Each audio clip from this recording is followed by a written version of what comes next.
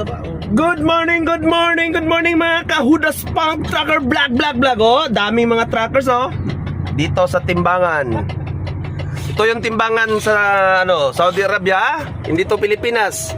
Walang hulugan ng 100 dito ha. Dahan-dahan lang, respeto. Dami oh. Mahal pa yung mga truckers dito, minamahal. May tambayan.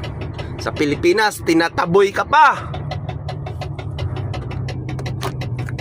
Tandaan lang tayo, 10 kph per 1 hour. Kaya maputo eh. Ito yon timbangan ng Saudi Arabia. Dito, respeto lang, dahan-dahan. Walang hulugan dito, walang hulugan ng 20, 100, 50. Hindi mga mukhang pera tao dito sa Pilipinas. Ay nako, DPWH. Mahiya naman kayo, mga mukhang pera. Saka yung mga amo naman na mukhang pera din, dapat limitado lang sa timbangan yung karga. Mukha din pera kayo eh, may-ari ng mga trucking eh. Kaya umaabuso din yung government employee. Sana tularan kayo. Sana hindi pala kayo tularan. Baliktad. Leche. Ay namalikas naman ko, bawal pero malikas. Dito oh ah. Tingnan nyo, ganito kamahal ng government of Kingdom of Saudi Arabia mga truckers.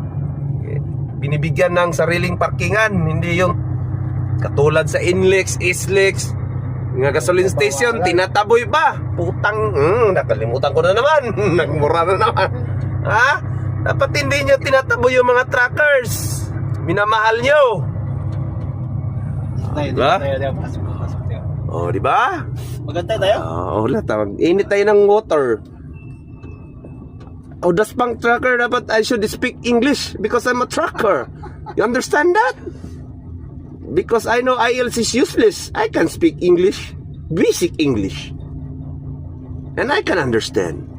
We're here at Saudi Arabia. We're looking for a parking area, and this parking area is for free. And you know, everything is kaliwali. Thank you for watching. Please support my vlog. Hudas pang trucker. Bahalag di mo ganahan. Wako ilabot. Naghanata. Hutda humanaog. Tanaw ang video para makabalo ka.